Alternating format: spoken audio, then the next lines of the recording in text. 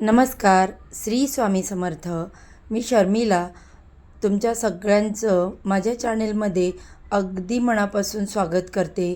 तुमच्या मनातील सगळ्या चांगल्या इच्छा पूर्ण होत ही स्वामी महाराजांच्या चरणी प्रार्थना करते आणि आपल्या आजच्या नवीन व्हिडिओला सुरुवात करते. अक्षय तृतीया म्हटलं की बरेचसे लोक सोनं चांदी खरेदी करत असतात आणि सोन्याचं नावसुद्धा आता तोंडात घेतलं तर बापरे, सोन्याचे भाव इतके झालेत की आपल्यासारख्या सर्वसामान्य माणसांना खरंच सोनं खरेदी करणं शक्य नाही आहे. मग अक्षय तृतीयेच्या दिवशी आपण सोन्यापेक्षाही मौल्यवान आणि खूप भरभराटी देणाऱ्या अशा काही वस्तू आहेत तर ज्या आपण खरेदी केल्या तर आपल्या घराची भरभराट होईल. माता लक्ष्मीचा अखंड कृपा आशीर्वाद आपल्या घरावर राहील.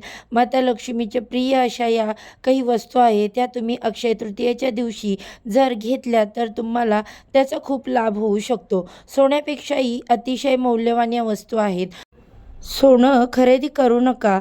तुम्हाला सोनं खरेदी करण्याचं आपलं तेवढी कॅपॅसिटी नसेल तर तुम्ही अजिबात काळजी करू नका.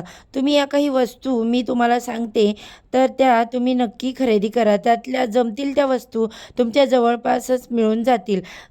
समजा म्हणजेच किराणा दुकानामध्ये वगैरे किंवा देवाचं सामान जिथं मिळतं तिथं मिळतील आणि नाही मिळाल्या तर तुम्ही त्या ऑनलाईनसुद्धा मागवू शकता. अक्षय तृतीया म्हणजे बघा त्याला कधीही क्षय नसतो, म्हणजे ते कधीही संपत नाही.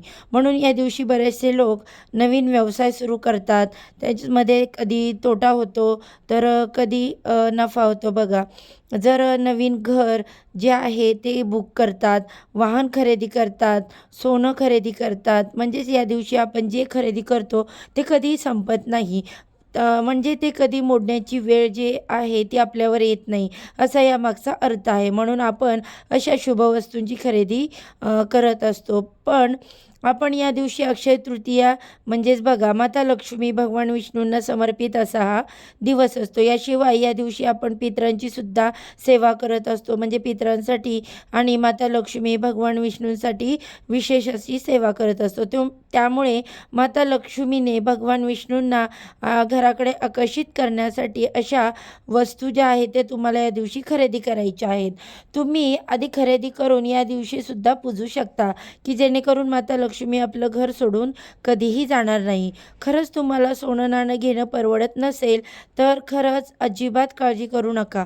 या वस्तू मी तुम्हाला सांगते त्या अगदी बजेटमध्ये आणि खूप लाभ देणाऱ्या अशा या वस्तू आहेत की ज्यामुळे त्यांची खरेदी केल्यामुळे घरामध्ये सुख शांती समृद्धी अगदी भरभरून नांदेल.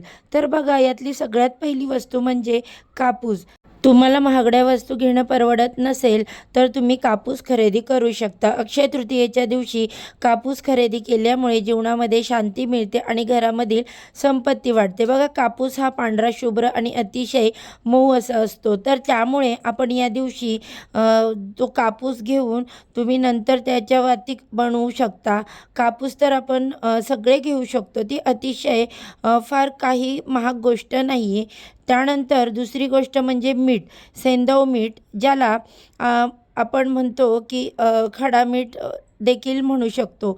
या दिवशी तुम्ही मिठाची खरेदी केली तरी चालेल. शुक्र ग्रह जो आहे तो मिठाशी संबंधित आहे आणि मानसिक शांतीसाठी चंद्रग्रह जो आहे तर तो त्याच्यावर सगळं काही अवलंबून असतं. तर त्यामुळे मीठ जे आहे ते शुक्र आणि चंद्रग्रहाशी संबंधित आहे.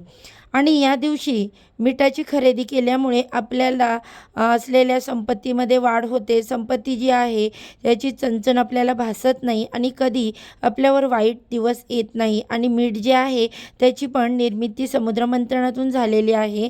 माता लक्ष्मीची सुद्धा समुद्रमंथनातूनच उत्पत्ती झाली आहे. त्यामुळे माता लक्ष्मीला मीठ हे अतिशय प्रिय आहे. त्यानंतर सगळ्यात महत्त्वाचं आणि सगळ्यांच्या घरी वापरली जाणारी वस्तू म्हणजे झाडू. लक्ष्मीपूजनाला आपण लक्ष्मी स्वरूप झाडूची पूजा करत असतो. तर अक्षय तृतीयेच्या दिवशी तुम्ही शिराई म्हणजे छोटीशी झाडू जो आहे तो आपल्या घरी घेऊन यायचा आणि तो जरी तुम्ही आधी आणला तरी चालेल. तुम्ही तो झाडू खरेदी करा. त्या दिवशी हळद कुंकू अक्षदा वाहून त्याची पूजा करा आणि तसंच तो ठेवून द्या. जुना खराब झालेला असेल मग तो तुम्ही वापरू शकता तरीही चालेल. पण या दिवशी तुम्ही झाडू खरेदी केला तर त्याचा तुम्हाला खूप लाभ होईल. झाडू बघा माता लक्ष्मीचं स्वरूप आहे, एवढं लक्षात ठेवा. त्यानंतर कवड्यांची सेवा वर्षभरामध्ये आपण किती वेळेस करतो. पौर्णिमेला कवड्यांची सेवा केली जाते, त्यानंतर अक्षय तृतीयेला, गुढीपाडव्याला, त्यानंतर नवरात्रामध्ये आपण कवड्यांची सेवा करतो. त्यासोबत बघा दिवाळीमध्ये कवड्यांची सेवा केली जाते आणि कवड्यांचा हा ज्या आहेत त्या माता लक्ष्मीला आकर्षित करतात. देवी म्हटलं की देवीच्या ठिकाणी बघा घातलेल्या बायका आपल्याला दिसतात. तर तुम्ही बघा पिवळ्या कवड्या शक्यतो मिळाल्या तर 5 ते 7 कवड्या तुम्हाला खरेदी करायच्या आहेत. त्या तुम्हाला तुमच्या देवघरामध्ये ठेवायच्या आहे. माता लक्ष्मीजवळ किंवा तुम्ही अन्नपूर्णा मातेजवळ कवड्या ठेवू शकता. पांढऱ्या कवड्या मिळाल्या तर त्याला तुम्ही हळद लावू शकता. त्यानंतर बघा तुम्हाला तुळशीचं रोप जे आहे तर ते देखील खरेदी करायचं आहे. तुमच्या घरामध्ये तुळशीचं रोप नसेल तर आवर्जून या दिवशी तुळशीचं छोटंसं का होईना रोप तुम्ही लावा. नर्सरीमध्ये अगदी 25 ते 20 रुपयापर्यंत तुळस मिळते. तुळस बघा भगवान विष्णूंना अतिशय प्रिय आहे. तुळस ही माता लक्ष्मीचं स्वरूप आहे आणि त्यामुळे तुमच्या घरामध्ये तुळस नसेल किंवा उन्हाळ्याचे दिवस आहेत बघा, तुळस सुकलेली असेल तर तुम्ही नवीन तुळशीचं रोप लावा. किती सोप्या गोष्टी आहेत मी तुम्हाला सांगते बघा, अगदी तुम्ही चालू घेऊ शकाल अशा या गोष्टी आहेत. त्यानंतर सगळ्यात महत्त्वाचं म्हणजे या दिवशी तुम्हाला मातीच्या भांड्याची खरेदी करायची. शक्यतो या दिवशी मातीचा माठ जो आहे तो खरेदी केला जातो आणि आपण बघा या दिवशी पितरांची पण पूजा करणार आहे. तर त्यासाठी आपण करा आणि केळी म्हणजे जे मोठ्या साईजमधला माठ आहे त्याला आपण करा असे म्हणतो. छोट्या साईजमधला माठ आहे त्याला केळी असं म्हटलं जातं. जे मातीचं भांडं आहे तर ते तुम्हाला घ्यायचं आहे. सोने खरेदी करायचं आपल्याला शक्य नाही ना तर तुम्ही मातीची कुठलीही वस्तू खरेदी करू शकता. माती या दिवशी मातीचे भांडे खरेदी करणं खूप शुभ मानलं जातं. मातीची वस्तू घरात आणल्यामुळे घरातल्या संपत्तीमध्ये वाढ होते, कुटुंबामध्ये अगदी समृद्धी येते, हे यामागचं कारण आहे. आणि तुमच्या घरात समजा ऑलरेडीच माठ आहे, कारण उन्हाळा सुरू होऊन बराच म्हणजे 1.5 महिना तरी होत आला आहे, त्यामुळे आधीच माठ असेलच. तुम्ही छोटंसं मातीचं भांडं घ्या, तुमच्या खिडकीमध्ये पक्ष्यांसाठी ते पाण्यासाठी भरून ठेवा किंवा एखाद्या अशा ठिकाणी तुम्ही माठ दान करा की तिथे 4 लोक जे आहेत ते त्यामधलं पाणी पित राहतील. त्यामुळे बघा मातीचं भांडं तर दान केल्याने तुम्हाला पुण्य मिळेल. त्यामुळे हे खरेदी करण्याचं पुण्य तुम्ही तुमच्या पदरात घ्या. शिवाय लोकांना अन्नदान देखील करा, त्यामुळे काहीतरी पाणी वगैरे पितात त्यांच्यासुद्धा तुम्हाला पुण्य मिळेल. मोठी दुसरी गोष्ट कुठली नाही याशिवाय पुण्याची. त्यानंतर पुढची गोष्ट म्हणजे पिवळी मोहरी. अक्षय तृतीयेच्या दिवशी पिवळी मोहरी खरेदी करणं सोन्यापेक्षाही मौल्यवान समजलं जातं. पिवळी मोहरी बघा अत्यंत महत्त्वाची आहे. पिवळी मोहरी घरामध्ये आणल्यामुळे पूजल्यामुळे घरामध्ये नकारात्मक ऊर्जेचा प्रवाह जो आहे तो संपतो व माता लक्ष्मीचा भरभरून आशीर्वाद मिळतो आणि घरामध्ये सुख समृद्धी नांदते. त्यामुळे ही पिवळी मोहरी नक्की घ्या. त्यानंतर पितळेचं भांडं किंवा तुम्ही तांब्याचं भांडं या दिवशी अक्षय तृतीयेच्या दिवशी तांब्या व पितळेला खूप महत्त्व दिलं जातं आणि ते खूप शुभ मानलं जातं. छोटंसं तांबे पितळ का होईना बघा खूप महाग मिळत नाही, त्यामुळे घरामध्ये संपत्ती वाढते. घरामध्ये अन्नधान्याचा पुरवठा कधीही कमी पडत नाही. तर त्यामुळे न चुकता तुम्हाला न विसरता यातल्या बघा जमतील त्या गोष्टी घ्या. जवळपास जमेल तुम्ही सगळ्याच गोष्टी किंवा ह्या वस्तू ज्या आहेत त्या घ्या. मला तर वाटतं सगळ्या वस्तू जर तुम्ही खरेदी केल्या तरी आपल्याला 1000 रुपयांच्या पुढे या वस्तूसाठी पैसे अजिबात लागणार नाही. आता अजून मी तुम्हाला काही महत्त्वाच्या गोष्टी सांगते ज्या आपण वर्षभर आपल्याला या वस्तूंची गरज पडते. ते सगळ्यात महत्त्वाचं म्हणजे श्रीयंत्र. माझ्या देवघरामध्ये जे श्रीयंत्र आहे तर ते अगदी 4 ते 5 वर्ष झालं मी त्याची पूजा करते आणि ते मी दिंडोरीवरून ऑनलाईन मागवलेलं होतं. श्रीयंत्राची सेवा घरामध्ये झालीच पाहिजे. कमीत कमी महिन्यातून पौर्णिमेला म्हणा श्रीयंत्रावर आपण कुंकुमार्चन करायलाच हवं. ते कुंकू जे आहे ते तुम्ही रोज कपाळी लावायचं. श्रीयंत्राची सेवा माझ्या घरात सुद्धा नेहमी होते आणि श्रीयंत्र माता लक्ष्मीचं आसन आहे. माता लक्ष्मी तिचं आसन सोडून कधीच कुठे जात नाही आणि नवरात्रीमध्ये दिवाळीमध्ये आपल्याला श्रीयंत्र लागतं, म्हणून तुम्ही श्रीयंत्र हे आवर्जून घ्या. त्यानंतर बघा कुबेर यंत्र ही धनाची देवता आहे. अक्षय तृतीया हा 3.5 शुभ मुहूर्तांपैकी एक शुभ मुहूर्त आहे. या दिवशी जर तुम्ही कुबेर यंत्र स्थापित केलं तर तुम्हाला कुबेर देवतांचा जो आशीर्वाद आहे तो तुमच्या घरावर नेहमी राहील. घरामध्ये कधी आर्थिक चणचण भासणार नाही आणि कुबेर यंत्राची सुद्धा सेवा आपल्याला दिवाळीमध्येच करायची असते. त्यानंतर महत्त्वाचं म्हणजे तुम्ही तुमच्या देवांच्या मूर्ती, स्वामींची मूर्ती, तुम्हाला अन्नपूर्णा मातांची किंवा लक्ष्मी मातेची कोणत्याही देवीची मूर्तीची स्थापना करायची असेल तर तुम्ही या अक्षय तृतीयेच्या दिवशी देवांची मूर्ती खरेदी करून ती स्थापित करू शकता. देवांचं वस्त्र घ्यायचं किंवा काही देवांच्या बाबतीतल्या कुठल्या वस्तू घ्यायच्या आहेत, तामण म्हणा, तांब्याचा तांब्या घ्यायचा आहे, तर तुम्ही देवांच्या वस्तू खरेदी करण्यासाठी अक्षय तृतीयेच्या दिवशी खूप महत्त्वाचा दिवस मानला जातो. तुम्हाला लाभ होईल. त्यानंतर बघा कवड्यांचं तोरण मी तुम्हाला दाखवले. माझ्या घरात सुद्धा मुख्य दरवाजाला कवड्यांचं तोरण लावलेलं आहे. तर बाहेरून येणाऱ्या व्यक्तीमध्ये किती निगेटिव्हिटी असली तरी कवड्या ज्या आहेत त्या नकारात्मकता शोषून घेतात.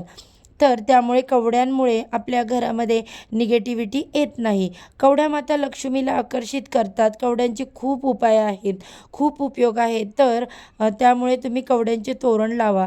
इतर ते बघा दिसायला पण खूप छान दिसतं, डेकोरेटिव्ह पण, आणि इतर कुठलं पण डेकोरेशन लावण्यापेक्षा ते तुम्ही लावू शकता. त्यानंतर बघा लक्ष्मीची पावलं. मी तुम्हाला नेहमी सांगते, तुमच्या दरवाजाच्या इथे कुठली प्लॅस्टिकची वगैरे पावलं लावण्यापेक्षा तुम्ही लक्ष्मीची पावलं आहेत ती म्हणजे चांदीची वगैरे असतील तर ती लावा. त्या प्रत्येक खुणाचं महत्त्व हे सेपरेट व्हिडिओ आपल्या चॅनेलवरती आहेत. घरामध्ये धनधान्य, ऐश्वर्य, संपत्ती, वैभव, पैसा या सगळ्या गोष्टी ज्या आहेत त्या टिकून राहण्यासाठी, त्याची कधीही कमतरता पडू नये यासाठी तुम्ही लक्ष्मीची पावलं जी आहेत ती मुख्य दरवाजाला लावायची आहे किंवा तुम्ही तुमच्या देवघराच्या इथे सुद्धा लावू शकता.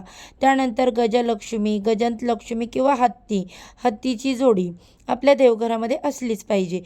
पितळेची भरीव हत्ती जे आहे तर ते तुम्ही या दिवशी खरेदी करून स्थापित करू शकता. ते सुद्धा तुम्हाला ऑनलाईन मिळून जातील किंवा मग पूजा साहित्याच्या दुकानात मिळतील. त्यानंतर कासव देवघरामध्ये किंवा तुमचं एखादं शॉप आहे, काही आहे, आता ज्या वस्तू मी तुम्हाला सांगितल्या आहेत त्या तुम्ही तुमच्या उद्योगधंद्याच्या ठिकाणी किंवा सगळीकडेच स्थापित करू शकता. कासव हे जे आहे ते एका पाण्याची प्लेट आहे, त्याच्यामध्ये कासव असतं छोटंसं, तर ते तुम्हाला तुमच्या देवघरामध्ये स्थापित करायचं आहे. मंदिरामध्ये बघा कासव असतं, त्यामुळे कासव जे आहे ते त्या आपल्या देवघरामध्ये ठेवल्यामुळे कुठले संकट, दुःख आपल्यावर आले तर कासवाची पाठ बघा कशी टणक असते, बरोबर ना? तर कासवासारखं टणक होऊन आपण ते दुःख जे आहे पेलण्याची ताकद आपल्याला मिळते आणि ते सुख आपण ते जे दुःख आहे ते पळवून लावतो. तर त्यामुळे कासव तुम्हाला देवघरामध्ये प्रस्थापित करायचं आहे. एक लक्षात ठेवा, कासवाच्या पाठीचे अंक जर असतील तर ते कासव तुम्हाला पाण्यात न पुसता तांदळात पुजायचे. स्वस्तिक मांगल्याचं प्रतीक म्हणून स्वस्तिक तुम्ही देवघरामध्ये ठेवा किंवा मुख्य दरवाजाला तुम्ही बाहेरून च्या साईडने लावून द्या. आपल्या घरामध्ये नेहमी मंगलमय गोष्टी घडत असतात. कुठल्याही शुभकार्यामध्ये बघा स्वस्तिक चिन्ह आवर्जून काढलं जातं आणि ते त्यातल्या त्यात प्लॅस्टिकचं वगैरे लावण्यापेक्षा ते फक्त शोला बघा प्लॅस्टिक हे वापरलं जातं. तुम्ही देवांच्या वस्तू वगैरे शक्यतो धातूच्या घेत जा. पंचधातू म्हणा, पितळ म्हणा, तांब्याच्या वस्तू घेत जा, त्याचा जास्त तुम्हाला लाभ होईल. त्यानंतर 64 योगिनी यंत्र, हे पण बऱ्याच व्हिडिओमध्ये मी दाखवलं आहे. दर दुर्गाष्टमीला आपण त्याची पूजा करायची असते. तुम्हाला तुमच्या मुख्य दरवाजावर लावायचं आहे, त्यामुळे वास्तुदोष वगैरे जे आहेत तर ते होत नाहीत. तुम्हाला ज्या आधी आपण या प्रत्येक महत्त्व सांगितलेलं आहे त्यामध्ये वस्तू म्हणजे यंत्र असतं, त्यानंतर विजय पंचदर्शी यंत्र असतं. हे 64 योगिनी यंत्र तुम्हाला तुमच्या मुख्य दरवाजाच्या इथे लावायचं आहे. शॉप आहे तुमचं, कसला बिझनेस आहे तर तिथे सुद्धा तुम्ही लावू शकता. तर बघा या वस्तू ज्या आहेत त्या अक्षय तृतीयेच्या दिवशी तुम्ही त्याच्या आधी खरेदी करून अक्षय तृतीयेच्या दिवशी पूजा केली तरीसुद्धा चालेल. सोन्यापेक्षा मौल्यवान आणि अधिक लाभ देणाऱ्या या वस्तू आहेत.